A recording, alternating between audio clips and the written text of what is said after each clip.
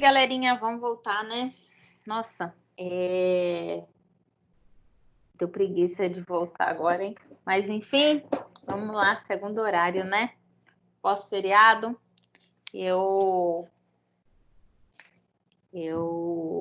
hoje eu voltei de Juína, então quase 800 quilômetros, eu cheguei às 3 horas da tarde e agora tá batendo cansaço, mas vamos em frente, né? Que a gente ainda tem 19 slides, pelo menos, para a aula de hoje. Tomara que a gente consiga. Enfim, vamos lá. Então, dentre as características, só retomando o que a gente falou antes, um pouquinho do antes de parar para o intervalo, a gente estava falando das características do direito à personalidade. Então, todos aqueles direitos que estão inerentes a nós, enquanto detentores de direitos e obrigações, ou seja, sujeitos capazes juridicamente, né? Todos esses direitos que vêm inerente a essa personalidade jurídica, eles são intransmissíveis, irrenunciáveis e imprescritíveis. Ou seja, eu não posso transferir esse direito, eu não posso renunciar esse direito e eles não estão, não perdem, né, pelo uso, desuso ou inércia desse titular em qualquer sentido, né? Então, eles serão existentes independente de uso ou desuso desse direito, né? Não é isso que vai fazer com que eu deixe de ter aquele direito. Pois bem, além dessas 3 características, nós ainda temos outras características em relação a esse direito de personalidade. Eles são ilimitados, né? Ou seja, eu não tenho uma limitação de direitos relacionados a personalidades. Eu tenho infinitos direitos. Não tem como, não é um rol taxativo, não é de forma específica, só esse direito, não. Eu tenho uma amplitude de direito, tá? Por isso que a gente fala que eles são ilimitados, né? Alguns, para você, é de maior importância, outros são de maior importância a mim. Então, de acordo com cada um, você vai ter o grau de importância para alguns direitos, mas isso não quer dizer que eles sejam taxativos, tá? Outro ponto, então eu não tenho restrição legal nessa quantificação desses direitos. Ou seja, eles são também absolutos, né? Eles são oponíveis erga omnes, contra todos, né? Então, os meus direitos, eles são oponíveis a todos, sem distinção, né?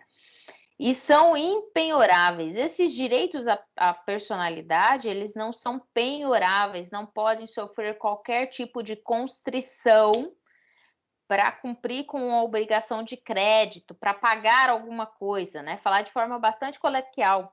A gente tem penhorabilidade, bem é penhorado, no sentido de satisfazer, né, um crédito, uma dívida, né? Então, quando um oficial de justiça vai à sua casa, à sua empresa e faz a penhora de determinado bem, ele vai ter a constrição de determinado bem, no sentido, né, de ver cumprida uma obrigação. Em relação aos direitos de personalidade, não há que se falar em penhorabilidade. Eu não tenho como penhorar. Como é que eu vou penhorar o meu direito à vida, né? O meu direito à imagem, o meu direito à saúde, né? Esses são direitos que são impenhoráveis, eles são tão meus, né? E são direitos. Quando a gente pensa em direito à personalidade, a gente está falando de coisas abstratas, né? Eu não pego nesse meu direito à vida, eu não pego na vida, né?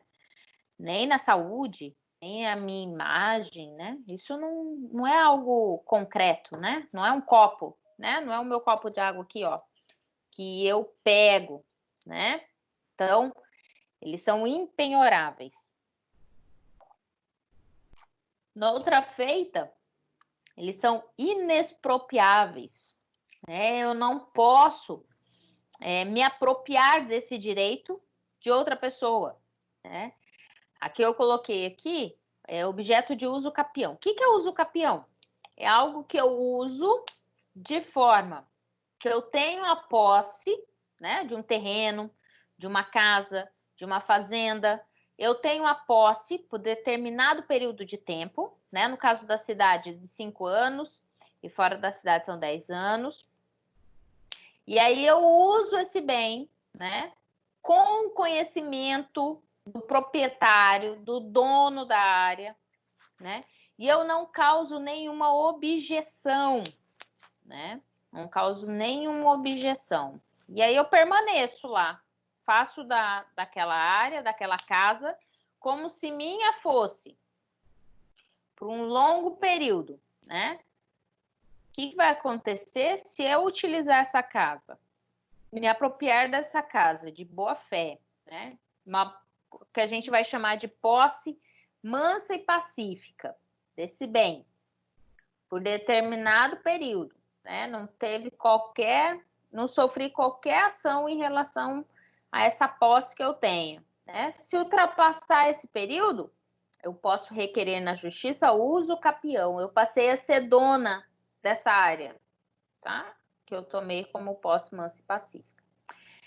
Então, no caso dos bens, né? Aqui eu estou falando do bem de propriedade, né? Seja de uma casa, seja de uma fazenda, de uma chácara, né? No caso dos direitos à personalidade, não há isso. Não tem como eu me apropriar do seu direito de imagem, né? Ah, eu vou usar o seu direito de imagem por tanto tempo, se você não requerer os seus direitos de imagem, eu vou tê-los para mim. Eles passam a ser meus. Não, não tem como. O seu direito à vida, como é que eu vou tirar de você o seu direito à vida? Né? Não tem como fazer. Então, por isso que fala que é inexpropriáveis. E são vitalícios. Enquanto você tiver vida, né? Enquanto você estiver respirando, né? Eles estão inerentes a você. Então, eles são ilimitados, eu não tenho um rol taxativo desses direitos, eles são absolutos, eles são oponíveis erga omnes, ou seja, contra todos, tá? Erga omnes, em relação a todos. Impenhoráveis, eu não tenho como ter constrição, né, para satisfação de crédito em relação a esses direitos. Inexpropriáveis, ou seja,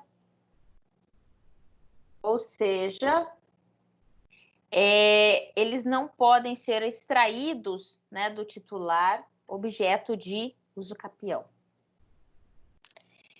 E são vitalícios. Enquanto tiver vida, você tem esses direitos.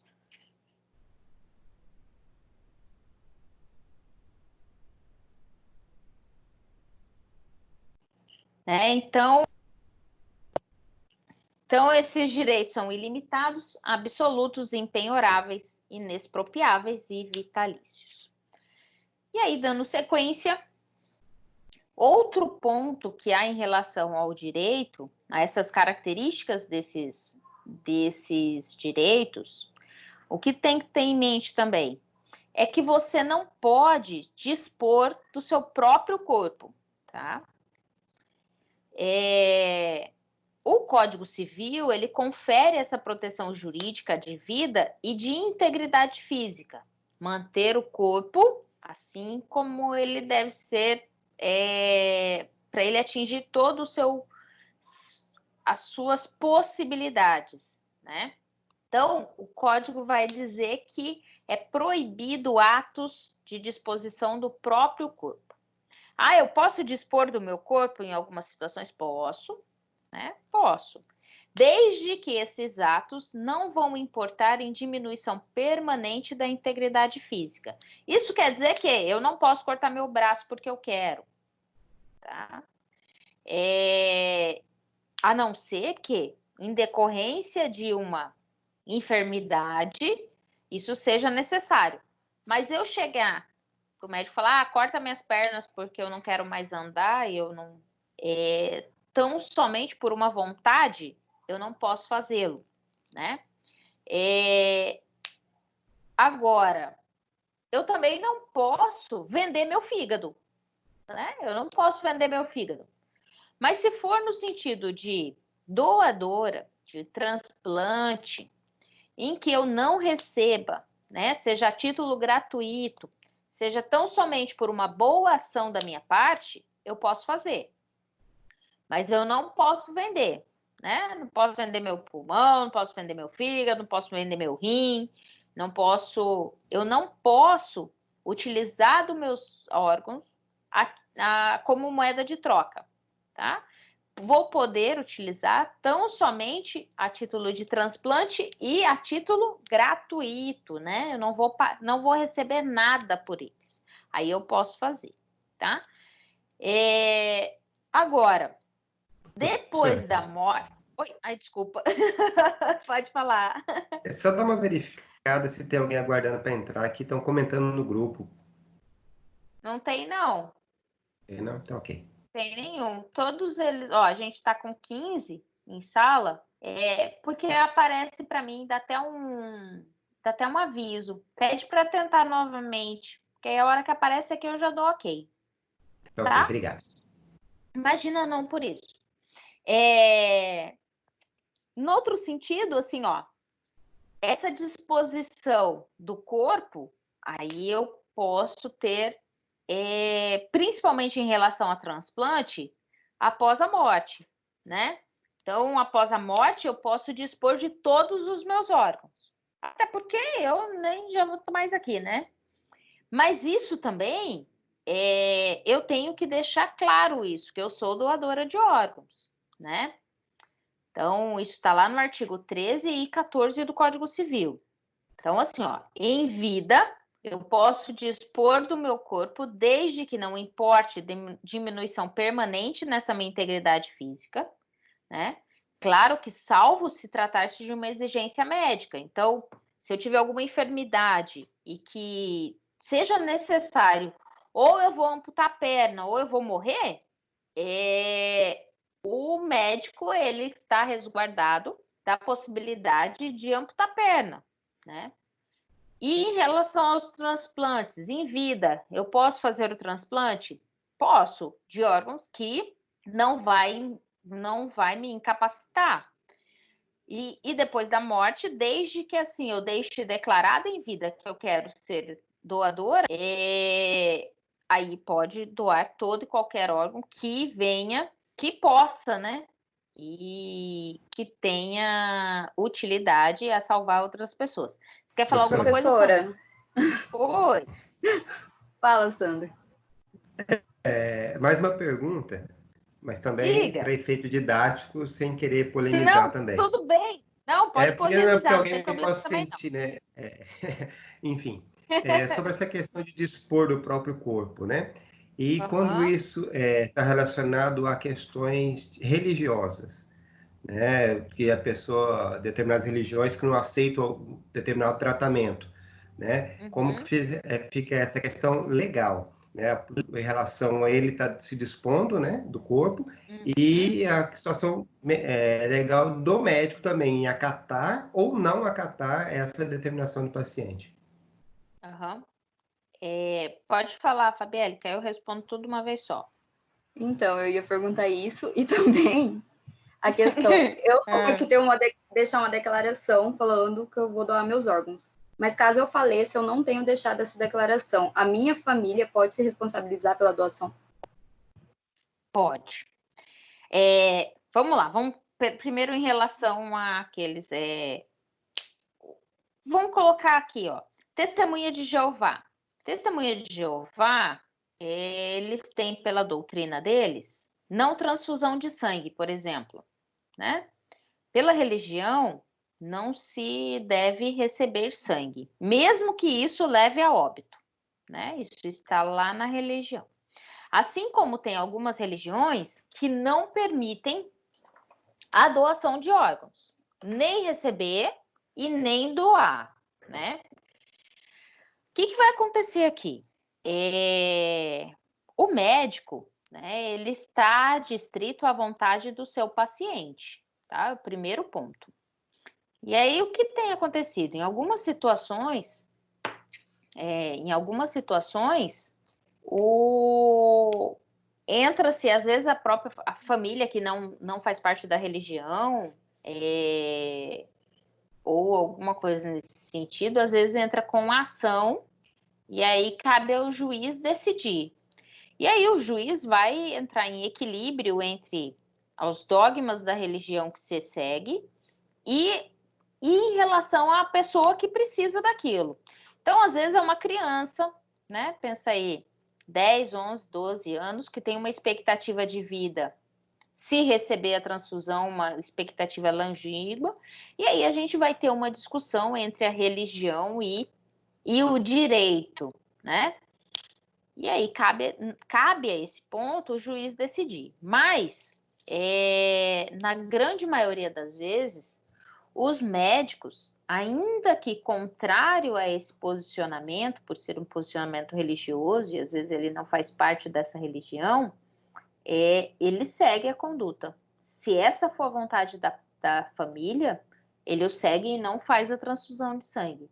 Mesmo que seja contrário aos fundamentos do próprio juramento que ele fez. Tá? Agora, tem situações que vai de encontro, sim, e que busca o judiciário para decidir. E aí, decisão fica na mão do juiz e ele vai analisar o caso concreto. Então, em relação à religião, é isso. Professora, em relação à decisão... Oi, Fabielle. Então, no caso, a minha avó é testemunha de Jeová. Até coloquei fone aqui, que ela já ficou louca.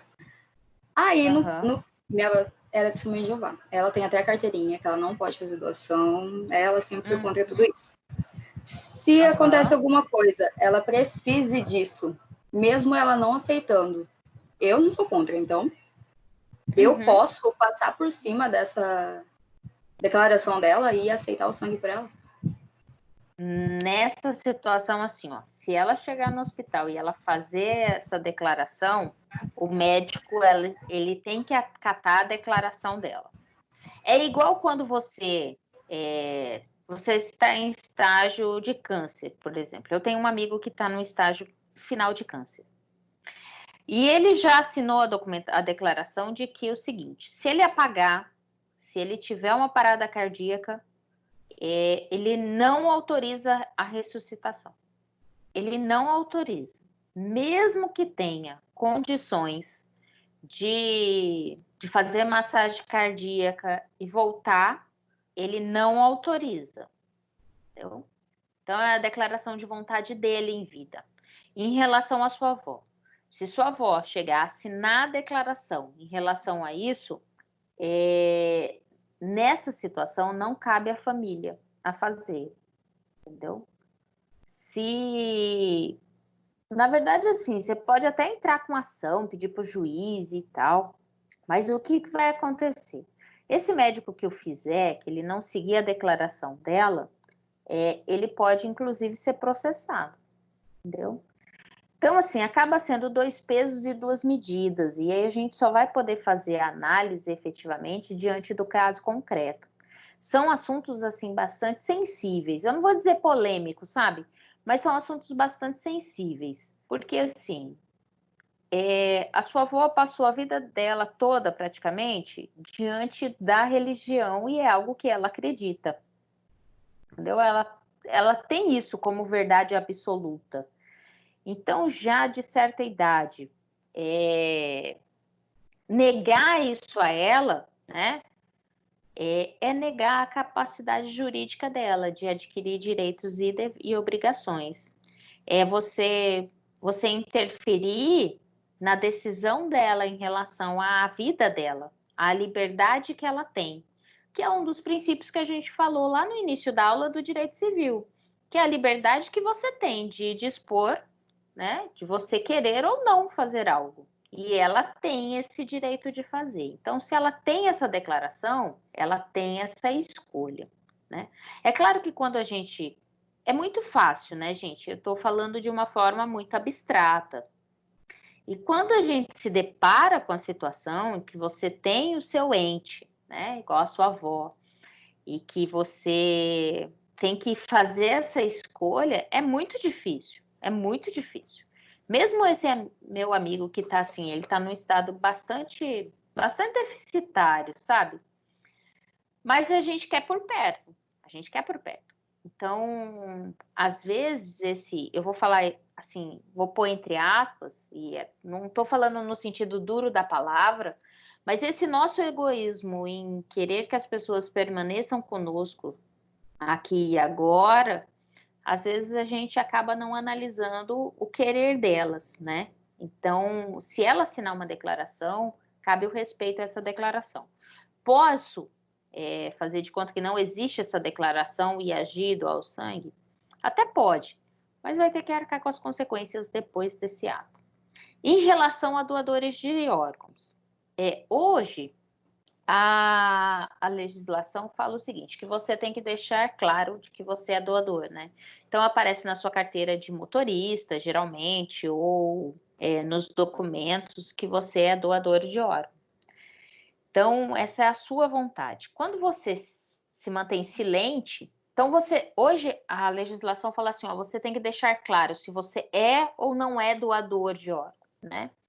Então, quando você deixa claro que, eu não sou doador de órgão, a sua família não vai ter direito a demandar a possibilidade de doar os seus órgãos. Mesmo que a família queira e tal, mas se você deixou isso expresso, eu não quero doar os meus órgãos. Agora, quando você não deixa isso expresso, e que nem que você é ou não é, né, você ficou silente em relação a isso, aí a sua família, se diante da situação da morte cerebral, se for possível a doação de órgãos, aí a família pode decidir por, tá? Essa situação da família decidir em relação aos órgãos, eu acho que é bem muito mais tranquila de decidir do que em relação à doação de sangue diante da religião, né? É igual assim, ó, os adventistas. Os adventistas, eles têm o sábado como dia de descanso e a partir das 18 horas de sexta-feira, algumas atividades eles não podem fazer e tal. E que também são coisas que são respeitadas. Então, você tem... às vezes tem prova numa sexta-feira à noite e tal, dependendo da situação, às vezes no sábado, né? Se tem aula no sábado e tudo, aos adventistas é preservado o direito de não ter essa aula, né? Então são coisas assim que, às vezes, o direito e esses dogmas religiosos que se faz tão presente em muitas famílias, eles acabam se entrelaçando. E aí a gente tem que ver, diante efetivamente do caso concreto, o que fica mais viável, o que é mais justo, o que é mais equânime em solucionar. Será que efetivamente eu deixar a minha avó sem receber o sangue e vir a falecer e ir a óbito, sendo que era uma coisa que aparentemente para a medicina seria tão simplista, tão fácil, né? Será que é isso mesmo? Ou eu tenho que ir de encontro a esse dogma religioso que eu não sigo, né? E permitir. Então, são coisas assim que são temas muito sensíveis para a gente decidir de forma abstrata, né? É só diante do caso concreto mesmo para você ter uma decisão. E aí, quando a gente fala de jurista, de uma forma mais racional, que é bastante difícil, né? Mas vamos em frente. Então, depois da morte, né, se dispõe em relação ao corpo. Se você deixou de forma expressa ser doador, a família tem que acatar, ainda que ela não queira, né? Porque você deixou assim expresso, então o próprio hospital já toma as providências que são cabíveis. E se você não deixou de forma expressa, aí sim a sua família vai decidir por isso. Em relação ao tratamento médico de risco, né? Primeiro ponto, ninguém pode ser constrangido a submeter-se a esse tratamento médico de risco. Então, aqui, né, qualquer situação que o médico vai exercer, ele tem que ter a autorização do paciente. Então, assim, ó, quimioterapia, radioterapia, imunoterapia, hemodiálise, qualquer cirurgia que venha a ser realizada, a transfusão de sangue, qualquer uma dessas situações, tá? Qualquer uma dessas situações, o médico tem que estar previamente autorizado em fazer. E aqui, gente, qualquer tipo de cirurgia, por mais simples que seja a cirurgia, ela tem risco, tá? Então, qualquer situação cabe a você, enquanto paciente, autorizar que o médico faça. E ele tem que te deixar o mais ciente possível dos riscos que você está correndo, tá? Por isso que alguns pacientes, né, principalmente agora de câncer, às vezes chega um ponto e fala assim, ó, eu não quero mais me submeter a quimioterapia, radioterapia, iodoterapia, qualquer tipo de terapia. Eu não quero mais. E o médico vai fazer o quê? Ele não vai fazer, entendeu? Porque essa escolha é sua e cabe a você autorizá-lo a fazer. E se ele o fizer sem a sua autorização, cabe os ressarcimentos de danos decorrentes desse procedimento sem a sua autorização, tá? Então, tudo que está relacionado à questão risco médico tem que ter autorização, tá? Mesmo aqueles procedimentos mais, que poderia dizer assim, mais, não vou falar banais, né? Porque não são, mas mais simples, inclusive em consultório e tal, que ele possa vir a fazer, ele precisa de autorização. Ainda que muitas das vezes a gente nem lê o que está naquela autorização prévia, com as letrinhas tão pequititinhas, parecendo o contrato de adesão de banco. Mas ainda assim, ele precisa te explicar, tá? E você assinar. Então, aqui eu coloquei só os artigos para vocês já ler e discutir em relação a ele. Então, o artigo 13 vai dizer, salvo por exigência médica, é defeso o ato de disposição do próprio corpo, quando importar diminuição permanente da integridade física ou contrariar os bons costumes. O ato previsto neste artigo será admitido para fins de transplante na forma estabelecida aí em lei especial. Então, aqui em relação de você dispor do seu próprio corpo, né? Então, desde que não importe diminuição, né, o transplante vai estar dentro da norma estabelecida. Em relação ao artigo 14, é válida com objetivo científico ou altruístico a disposição gratuita do próprio corpo, no todo ou em parte, para depois da morte. Então, você que quer ter uma atitude altruísta, você pode doar seu corpo para uma universidade, por exemplo, para o curso de medicina, para que os alunos tenham aula de anatomia ou outras matérias que precisam, né, necessitam do corpo humano para estudo. Pode fazer? Pode. Né? Aí é uma vontade sua. Agora, essa disposição você pode dispor, você mesmo pode advogar, né, a qualquer tempo, quer dizer, antes da morte, né? Porque depois que morreu, aí não vai adiantar nada. Mas você mesmo pode revogar essa disposição. Tipo, você escreve lá um documento de que você vai doar, você quer que seu corpo seja doado à faculdade, né, a título de estudo. E aí, antes de morrer, você repensa essa sua decisão e fala, não, deixa eu ser enterrada mesmo, ou ser cremada, ou sei lá, como que você quer seu corpo se desfaça, né? E aí o artigo 15 vai dizer também que ninguém pode ser constrangido ou submeter-se com risco de vida a tratamento médico ou intervenção cirúrgica, tá? Então, professora, sofreu um acidente, precisa ter a cirurgia e tal, eu não estou acordada para dar essa autorização. A família vai dar essa autorização. Se chega após um acidente, se para a sua vida ou obviamente precisa fazer aquela cirurgia e tal,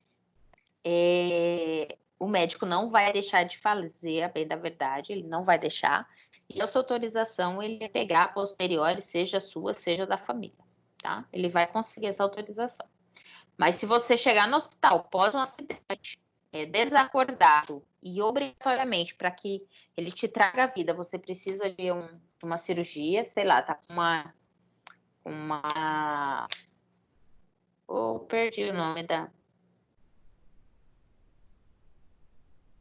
Perdi o nome do que eu ia falar. Mas, enfim, tá com uma situação, uma enfermidade que precisa de cirurgia em decorrência do acidente e tal, ele vai fazer, certo? E aí, seguindo... Eu vou passar agora o slide.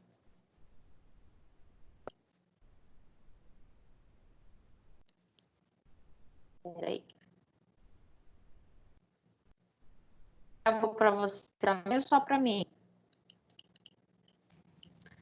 Travou e o áudio está travado também, professor.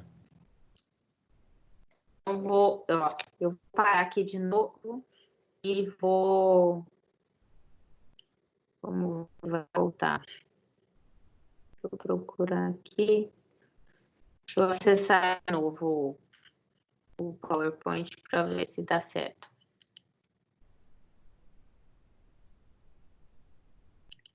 Substituir.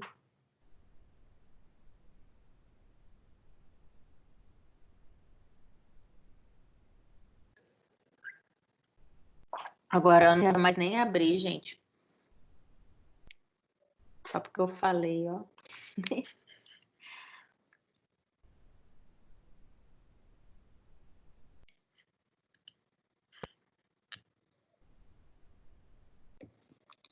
Aproveitar e tirar foto do nome de vocês aqui para eu jogar depois no controle. Vamos ver. Isso.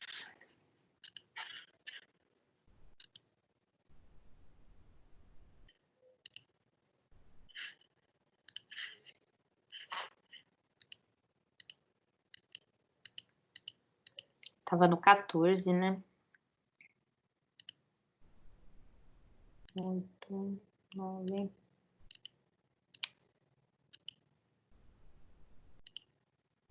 Isso. Aí, então tá.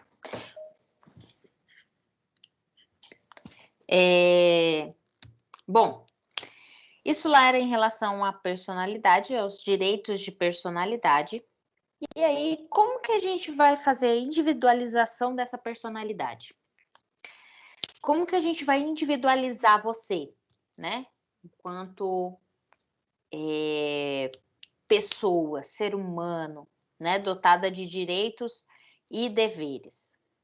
A gente vai fazer em 3 pontos. Em relação ao nome, em relação ao estado e em relação ao domicílio. Quando a gente fala de nome, o seu nome, né? O meu é pequenininho, Karina Martins, pequenininho. Então, o que eu tenho? Ó, a gente tem os elementos do que vem a ser o nome. A gente vai chamar de pré-nome, que é o primeiro nome. No meu caso, Karina, né? E eu tenho um patronímico, que também é pequenininho, que é o meu sobrenome ou apelido familiar.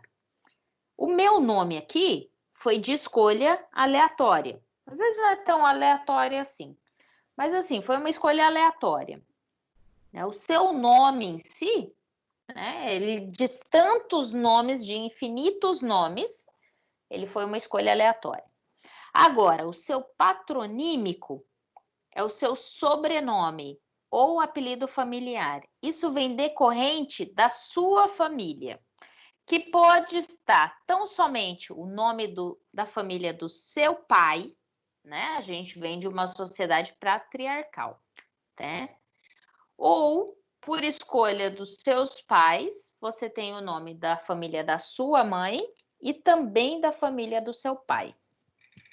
No caso do meu nome, eu tenho tão somente o meu nome, né? O meu pré-nome, que é Karina, e eu tenho o meu sobrenome ou apelido familiar tão somente do meu pai, Karina Martins, né?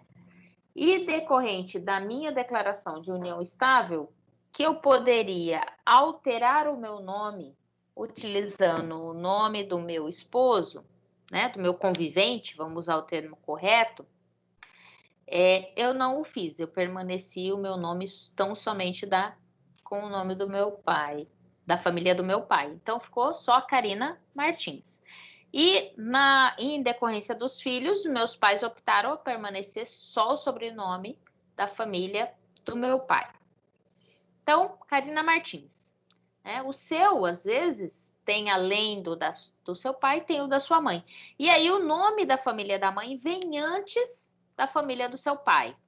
Então, você poderia aqui, se eu tivesse o nome da família da minha mãe, mas do meu pai, seria Carina Ribeiro de Souza, que é da minha mãe, e Martins, E aí, se tivesse ainda o do meu esposo, ia ter Carina Ribeiro de Souza e Martins Santi, que é o do meu esposo, Na verdade, Bisoim Santi. Bisoim da mãe dele e Santi do pai dele, Imagina, ia ficar um nome gigante, Melhor assim, só Carina Martins tá bom, de assinar e tudo mais.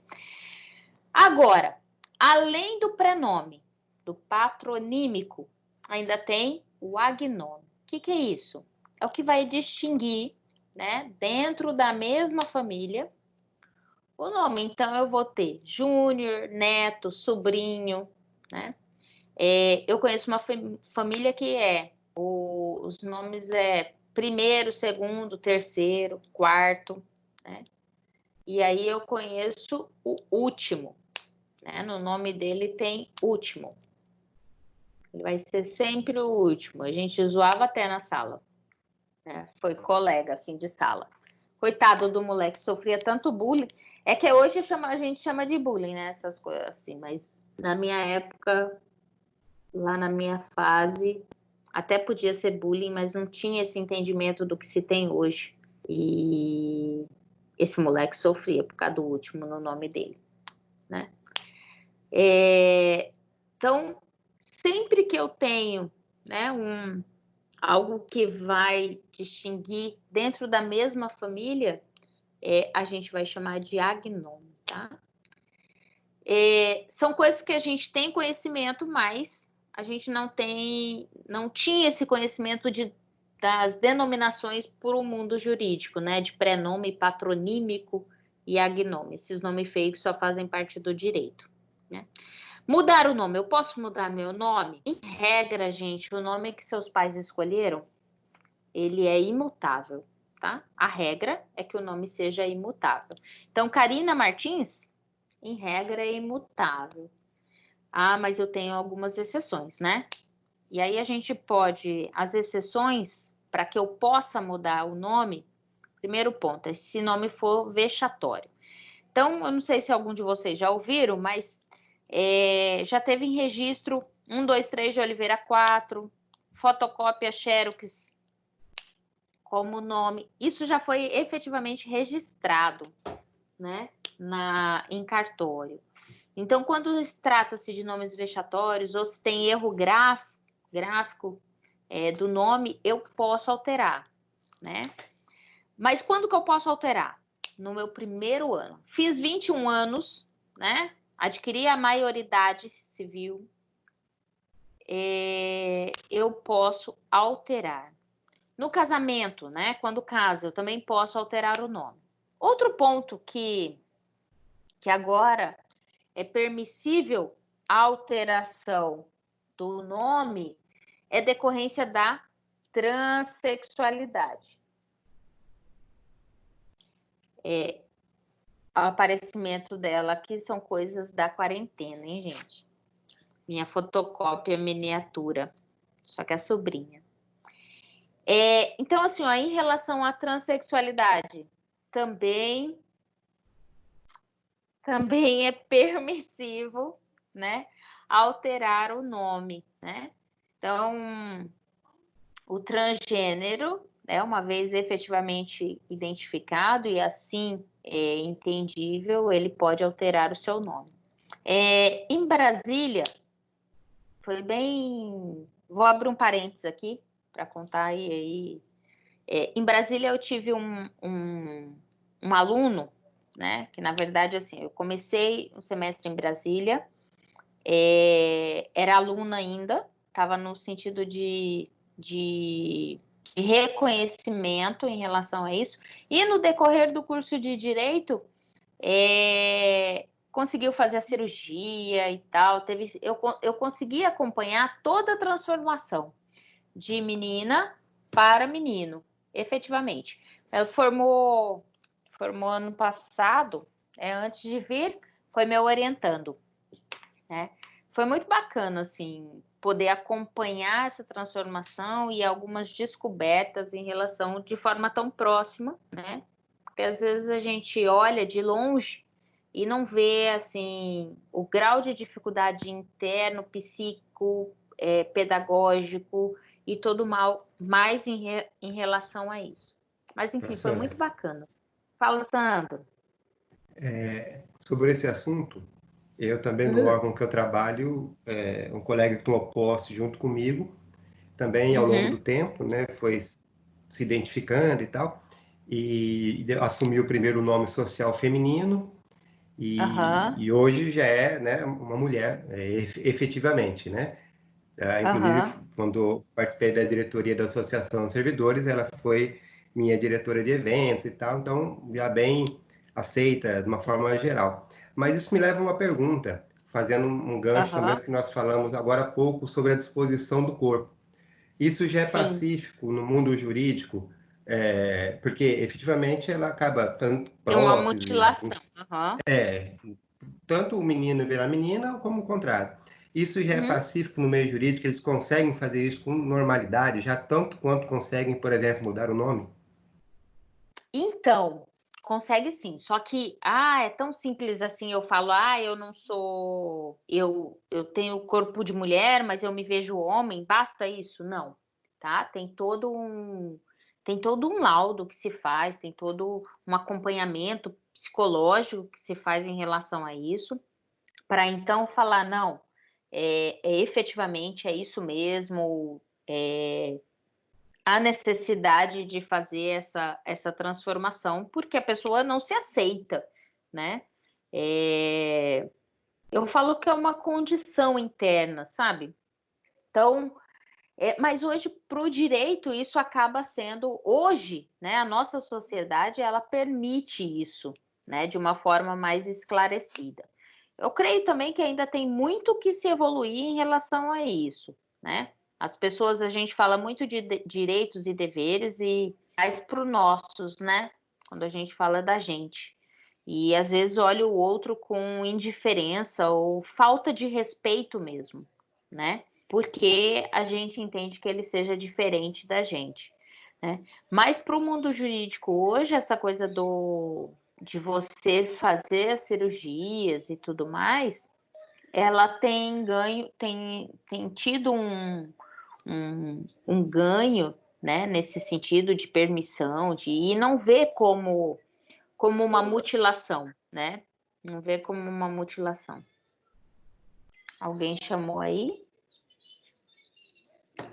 Mas é um aspecto, assim, é também um assunto bastante sensível, assim, para se falar, porque as pessoas às vezes olham muito para o próprio umbigo e não vê o outro. E assim, não é algo... Eu, particularmente, eu vejo, seja a homossexualidade, a transexualidade, não como uma opção, não é opção. Você não opta a gostar de alguém do mesmo sexo, não é uma opção sua. Não é, você não abre a janela da sua casa hoje e fala assim, hoje eu não... no meu caso, né, que sou mulher, eu não gosto mais, eu não tenho uma opção sexual para alguém do sexo masculino, hoje eu tenho opção sexual para alguém do sexo feminino. Isso não acontece assim, né? Isso é estudos e é bastante profundo em relação a isso. Trata-se efetivamente de uma condição, né?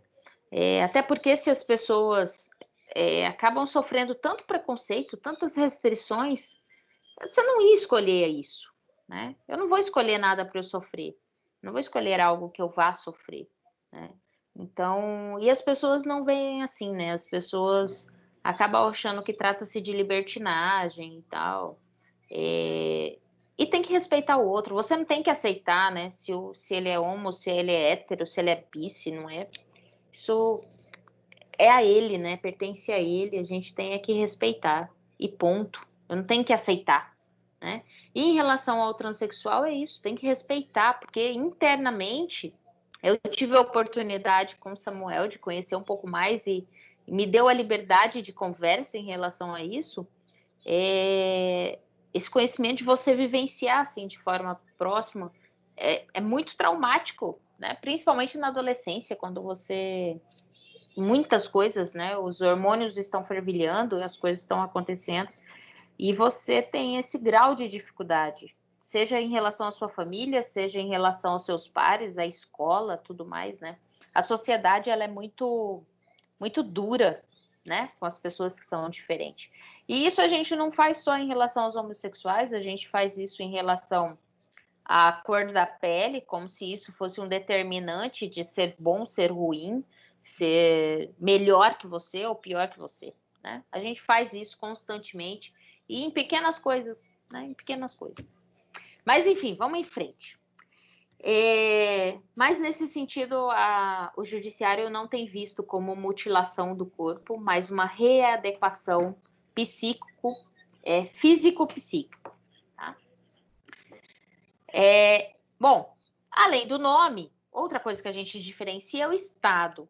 Mas que estado é esse? É a sua posição na família, na sociedade. O fato de você estar solteiro, né? Então, estado civil, solteiro, casado, divorciado, né? Quando a gente fala em estado civil, uma vez alterado de estado civil, de solteiro, jamais você vai voltar a ser solteiro. Você pode até separar, divorciar, mas voltar a falar que você é solteiro, não. Você vai ser divorciado, vai ser separado. Né? Separado não se usa mais, que hoje você não precisa de separação para depois ter o divórcio, né? Hoje você tem o divórcio direto. Oi? Professor, acabou com a minha esperança, né, professor? Achei que podia ser solteiro. Pois é, acabei. Casou, não tem jeito. Você pode até ficar sozinho, mas solteiro, não. Solteiro você não vai ser mais. Seu estado civil não vai ser mais de solteiro, né? Vai ser divorciado, né? Se casou. Agora é o seguinte, né? Se você saiu tem... do céu, não volta mais? Não volta. Oh. Ó, eu diria que o meu céu é casada, hein? Então, tem que reaver, né? E aí, o que acontece? Assim, agora, a união estável, né? Quando você faz a declaração de união estável, em que você pode optar pelo regime de bens, por exemplo, você também pode fazer essa opção em relação ao nome, a mudança do nome. Agora, e o seu regime, né? O seu estado civil? O estado civil, você pode declarar lá na sua declaração, transforma-se em convivente, né? Mas aqui, na verdade, quando você está em união estável, o que você tem em relação à declaração de união estável, geralmente é a disposição de bens, né? Como que fica? Eu vou partilhar os bens de agora para frente que a gente adquiriu a união, ou não vai partilhar nada, né? Mas o seu estado civil, ele continua sendo, em que pese você esteja em união estável, como convivente, mas o seu estado civil perante a sociedade, se você chegar, né, num concurso e falar que é solteiro, vai ser declarado como solteiro, tá? A única coisa é que você tem uma declaração registrada em cartório diante dos bens que se adquire em relação ao período dessa coabitação, tá? E que pode ser em casas separadas, hein, gente? Tá? Eu não preciso dizer que estou em união estável e obrigatoriamente eu tenho que estar na mesma casa. Não, tá? Essa declaração de união estável pode ser em casas separadas. Hoje a gente tem casais, inclusive de casados mesmo, como diz minha sobrinha, de casado com casamento, né, lá no cartório, e que moram em casas separadas, mas o ânimo de casados existe, tá? Você ia falar alguma coisa, Sandro? Você abriu o microfone e fechou. Sim. Essa questão do Estado Civil. A pessoa divorciada. E ela se divorciou e agora ela está em união estável. Para efeitos jurídicos, assim, por exemplo, se ela vai ser a qualificação dela no divorciado. Divorciado. Ah, Porque a sua certidão, lá na sua certidão, vai estar divorciado. Bem assim. Eu tenho meu marido. Mas, Fala, Fabinho. Karina, existe possibilidade hoje de namoro qualificado também, né?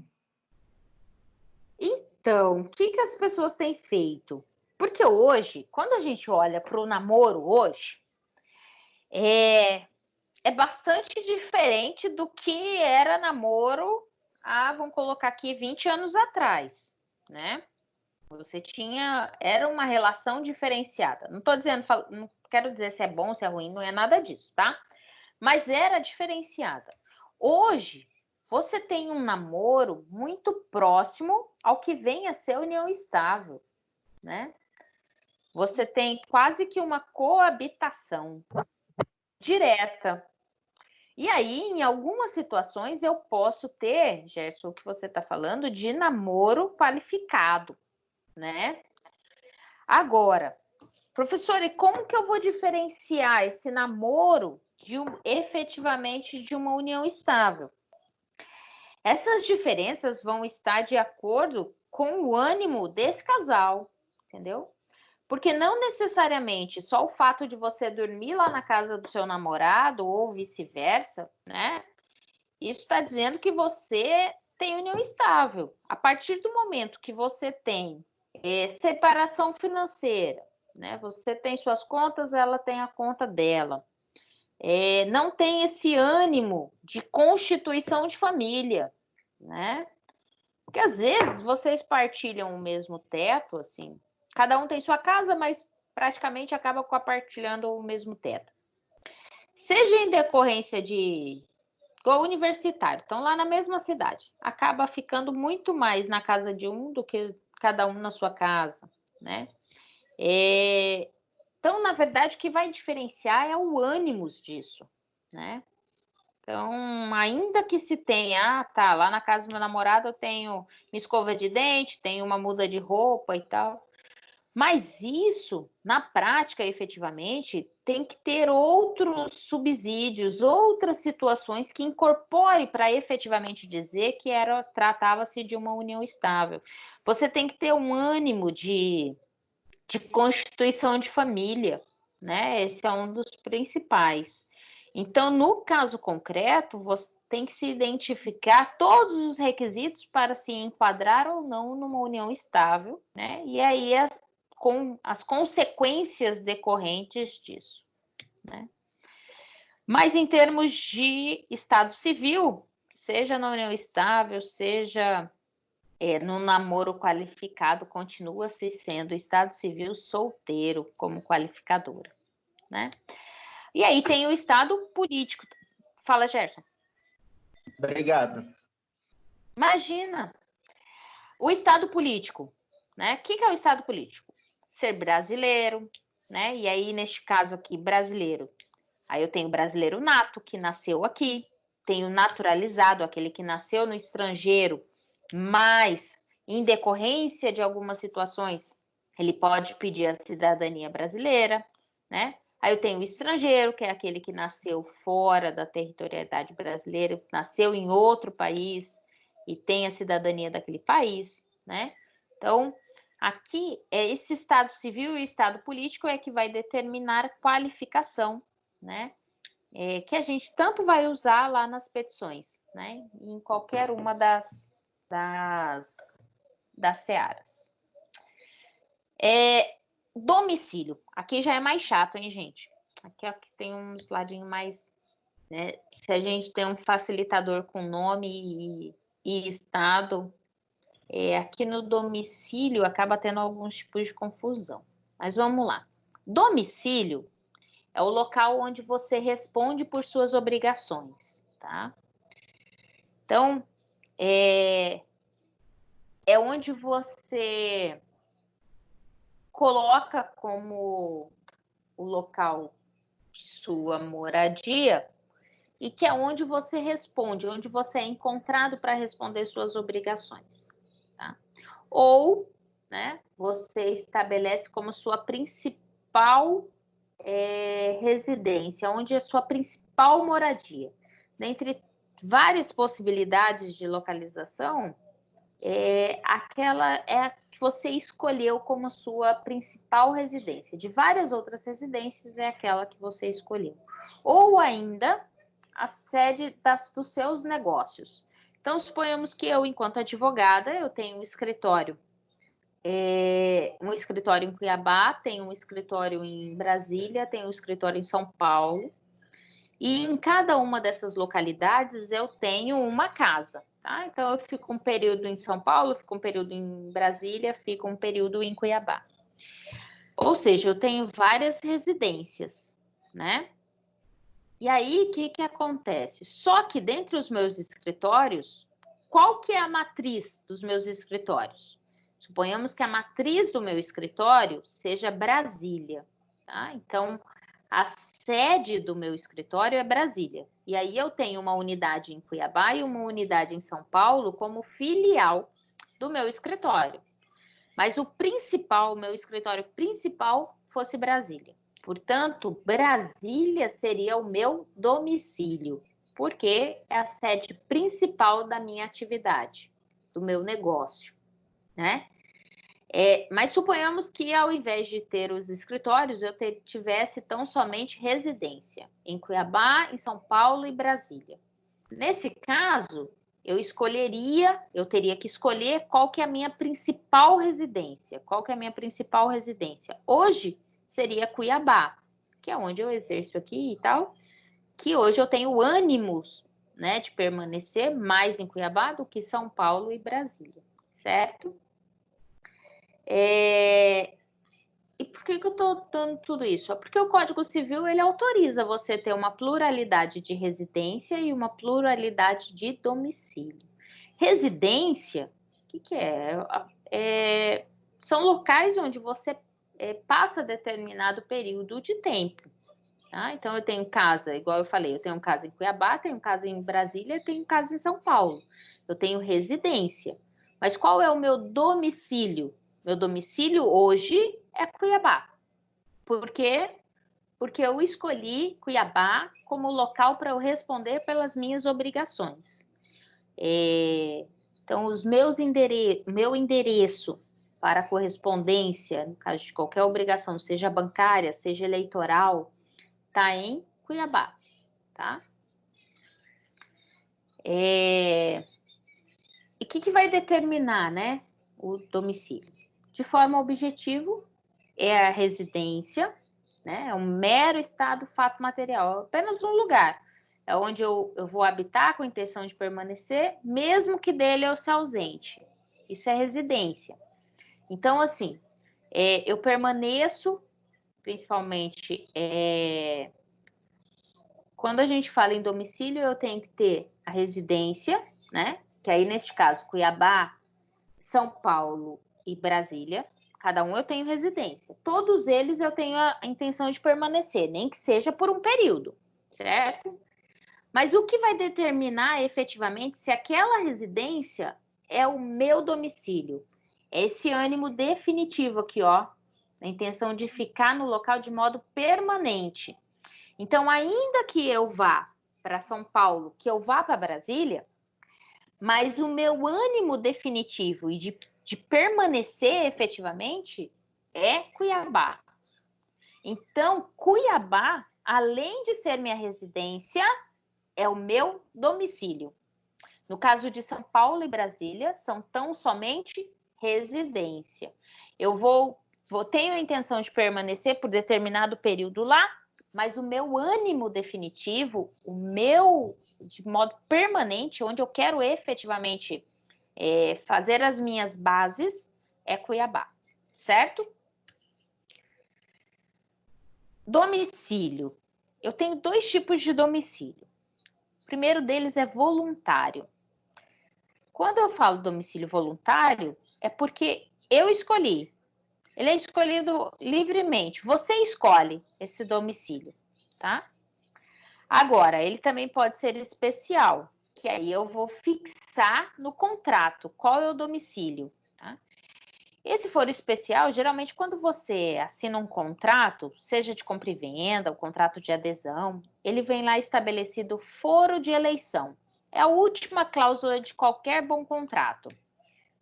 E o que vai dizer? Ele vai dizer qual é o local, né? Qual é o domicílio escolhido, qual o domicílio eleito pelos contratantes para solucionar algum litígio relacionado àquele contrato. Então, quando você pega o contrato dos bancos, por exemplo, né? Contrato de banco a gente chama de contrato de adesão. Você não discute as cláusulas, ela já vem pronta para você. E aí, diante disso, os bancos, eles escolhem qual o local que melhor lhe provém para discutir aquele contrato, né? Então, às vezes você pega o contrato do Bradesco, por exemplo, e a discussão, ainda que você tenha aberto a conta em Cuiabá, a discussão desse contrato é em São Paulo. Por quê? A sede principal, o domicílio do Bradesco é São Paulo. Então, lá é o melhor lugar para que se discuta aquele contrato. Para o Bradesco, claro, não para você, tá? E aí, então, esse foro de eleição aqui é o que os contratantes eles vão eleger. Por isso que a gente fala que é especial e está com base no contrato. Só que aqui, ó, ele não vai... a gente tem uma ressalva em relação a esse contrato em relação aos bens imóveis, né? Então, você comprou uma casa da Caixa Econômica aqui em Cuiabá. E lá, mesmo que no contrato o foro de eleição esteja São Paulo para você discutir, o foro de eleição devido é do local do imóvel, tá? Então, ainda que no contrato esteja foro de eleição qualquer outro lugar, a discussão desse imóvel deve ser feita no local onde está o imóvel. Então, tem que ser em Cuiabá. E outro ponto. Eu falei há pouco que nos contratos dos bancos trata-se de contratos de adesão, né? E que se você tivesse aberto uma conta no Bradesco, geralmente a discussão desse contrato é lá em São Paulo. Só que o que acontece? Se esse foro de eleição lá em São Paulo, ele prejudicar o consumidor, aquele foro de eleição lá previsto é uma cláusula que se torna inválida. E aí eu entro, né? Se isso me prejudicar enquanto consumidor, eu posso entrar com uma ação em Cuiabá, porque é mais benéfica a mim enquanto consumidora, tá? Então, o que tem que prevalecer, assim, ó, em regra, o foro de eleição é o eleito pelos contratantes, mas não prevalece sobre bens imóveis e nos contratos de adesão, principalmente em relação aos bancos, se prejudicar o consumidor, cabe o domicílio do consumidor, tá? Outro tipo de domicílio, se aquele era legal, né? Se aquele era legal, né? Se aquele eu posso escolher de forma própria, eu tenho aqui o domicílio que a gente vai chamar de necessário ou legal. Ou seja, ele é definido pela legislação. Então, em relação aos incapazes, a gente vai estudar, acho que eu não sei se a gente consegue ver hoje ainda, mas em relação aos incapazes, é aqueles que nasceram com vida, têm capacidade, mas eles ainda não podem exercer os seus direitos de forma plena, os incapazes, o domicílio dele é do seu representante. Então, você menor de idade, né? Só fazendo uma correção, gente. Não existe D menor nem D maior. Existe menor e existe maior, tá? Então, o menor, né? Até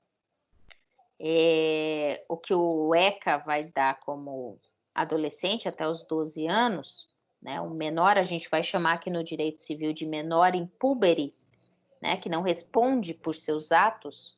Ele precisa de um representante. No caso dos menores impúberes, os representantes são seus pais. Então, o domicílio dos seus pais é o domicílio dos menores. Servidor público é o local onde exerce suas funções, permanentemente suas funções. O militar, né? O militar é onde ele vai estar servindo, que pode ser variável, né? De acordo com a sua atuação, eu posso variar. O preso, presídio, lá onde ele cumpre a sentença, o local onde ele cumpre a sentença é o domicílio dele. O marítimo é o local onde o navio estiver matriculado, tá? Então, ainda que o navio matriculado no Rio de Janeiro, por exemplo, ainda que ele esteja na Grécia, né? O domicílio desse navio é Rio de Janeiro. Em relação ao agente diplomático, Distrito Federal ou o último domicílio, o último local em que ele residiu com ânimo definitivo de permanecer, tá? Seguindo, tá, mas eu posso ter alguém, né, sem uma residência habitual. Posso ter vários locais, vive viajando, né? Não tem um ânimo definitivo em nenhum lugar. Qual que vai ser o domicílio dela? Ó, o domicílio é onde ela for encontrada, tá? Então, aquilo que não tem pouso certo, né? Onde for encontrado, trata-se do domicílio, tá? Bom, se a gente falou que a personalidade ela nasce com vida. E como que acaba, né? Ela acaba, ó, por morte real, morte presumida, e a gente vai chamar de morte civil e comoriência. Isso tudo. Morte real. O que é morte real? Morreu, né? Morreu, né? Morte física, né? Teve perda cerebral, né? Morte cerebral, acabou-se, foi-se, né? Alguns vão acreditar que vai passar dessa para melhor, outras pessoas vão pensar que rompe ali, não tem mais nada do outro lado, não tem outro lado, né? Então, de acordo com uma crença de cada um, né? Morreu, apagou-se para essa vida, né? Subiu no telhado. Né? Alguns falam de... Cada um fala de uma forma. Isso é a morte real. Morreu, acabou-se, né? Acabou ali. Aí eu tenho morte presumida. O que é morte presumida? É a ausência, né? O desaparecimento de alguém por um longo período de tempo. E essa morte presumida, alguns casos, eu sequer preciso de uma declaração de ausência, essa declaração é uma declaração judicial, e outras, obrigatoriamente, eu preciso de uma declaração. Então, lembra do Jonas, lá do nosso livro, nosso personagem, nosso livro civil? No naufrágio, ele foi para uma ilha, né? E ele ficou sumido 2 anos. 2 ou 3 anos, né? Nem lembro direito. 2 ou 3 anos. Pois bem, ele sumiu esse período todo. E aí, o que acontece em relação ao Jonas, né? A família dele continuou tendo os atos em relação à atividade dele como se ele lá tivesse. Pois bem, no caso, eu só posso agir em nome de alguém, né? Sem declaração de ausência, se essa pessoa estava em perigo de vida. Então, se ele estava estava numa guerra, né? Se ele foi prisioneiro, não foi encontrado depois de 2 anos do término dessa guerra, né? Qualquer situação diante dessas situações, eu sequer preciso de declaração de ausência. Acabou a guerra, 2 anos depois, o cara continua sumido, né? Mesmo que eu não localize o corpo dele, o juiz pode, eu nem preciso de declarar a ausência dele, tá? Não precisa, no caso judiciário, nem precisa declarar a ausência dele. Eu tenho o que a gente chama de morte presumida. Presume que ele morreu. 2 anos, acabou a guerra, o cara não apareceu, dificilmente vai estar em vida. Até porque se ele estiver como prisioneiro e tal, nessa situação, vai ser acionado de alguma forma a defesa e tudo mais. Agora, no caso do Jonas lá, né? O Jonas sumiu, né? No naufrágio.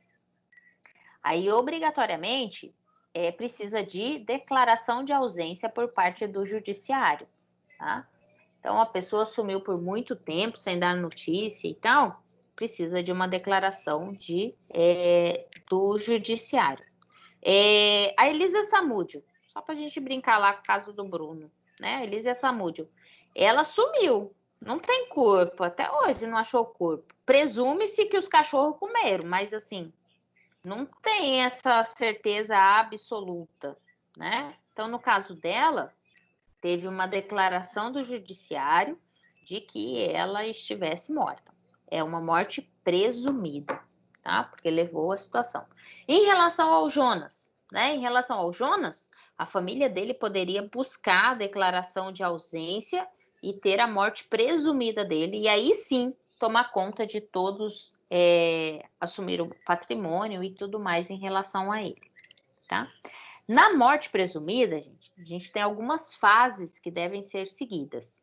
Então, a primeira fase declara-se um curador, alguém que vai cuidar desses bens, que vai administrar os bens desse ausente. E aí, depois na verdade, vocês vão estudar isso em sucessões, tá? E aí, depois de um determinado período, o juiz declara a sucessão provisória. O que é a sucessão provisória? Os herdeiros, eles vão ter posse desses bens, vai poder usufruir desses bens, mas ainda não tem os bens em seu nome. E aí depois vem a sucessão definitiva, que os herdeiros efetivamente vão adquirir esses bens do ausente, né? E o ausente, enfim, é declarado como morto.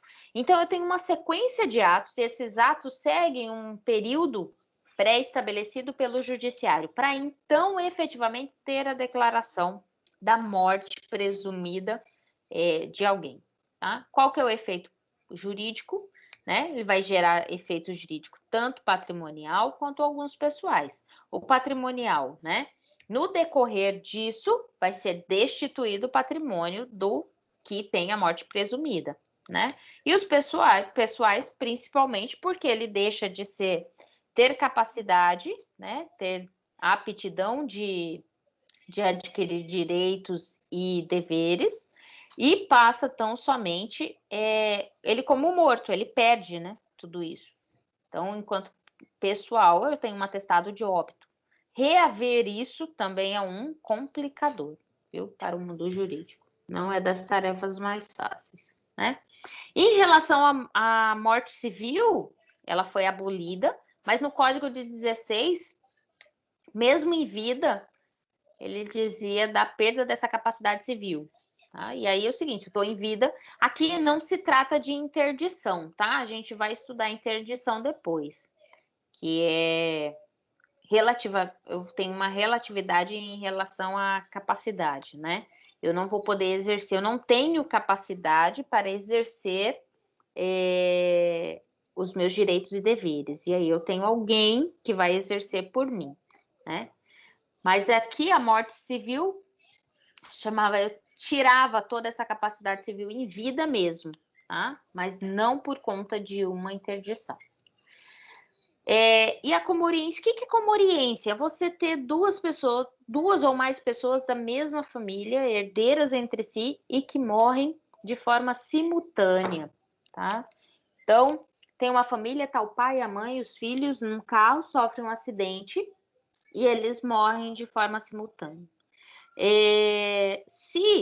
Quando a gente está falando comoriência, eu não tenho como identificar quem morreu primeiro ou morreu depois. Todos morreram juntos, entendeu? Então, se efetivamente todos morreram juntos, os 4 morreram juntos, eu não tenho como identificar quem que vai herdar o quê. E aí, nessa situação, ninguém herda nada entre eles, entendeu? Não herda nada. Agora, se eu tiver como identificar quem morreu primeiro, suponhamos que o pai tenha morrido primeiro e tenha casado com a mãe com separação, não, com comunhão total de bens, por exemplo. Tá? Então, comunica tudo, desde quando conheceram e tal, tá tudo combinado. O pai morreu. O que vai acontecer? O pai morreu, foi o primeiro a morrer. Se o pai foi o primeiro a morrer, o patrimônio dele, equivalente dele, tem que passar 50% do que era dele para a mãe e 25% para cada um dos filhos, porque a mãe é meieira, né? Aí, o que vai acontecer? Eles herdaram. E aí, diante de quem tiver morrido depois, também vai fazendo essa repartição. Mas isso não é comoriência. Comoriência, eu tenho a morte dos 4 sem eu conseguir identificar quem morreu primeiro. Entendeu? E aí não há transmissão entre eles, né? Então não há. E aí dos bens que ficam, se os filhos têm bem, vão para os seus filhos, seus descendentes, se são casados, ficam com seus esposos. E em relação ao pai e à mãe, não vai para essa classe dos filhos. Se eles têm neto, vão para os netos, e aí vai de acordo com a sucessão, tá? Então, comoriência nada mais é, morte preso simultânea de 2 ou mais pessoas, e aí no caso da família, só para ficar mais fácil de vocês entenderem, é porque elas são herdeiros entre si. E, gente, tô igual o Bart, até a próxima aula. Alguma dúvida até aqui? Que eu possa sanar? Ficou alguma coisa para dirimir? Alguma coisa que eu possa ajudar?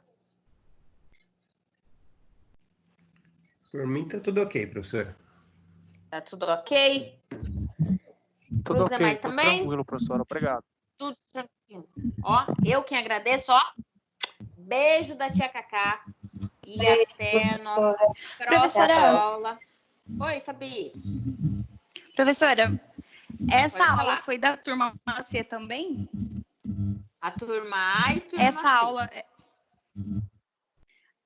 sim, é que eu tava com dúvida, que eu acho que não tem muita gente da turma C.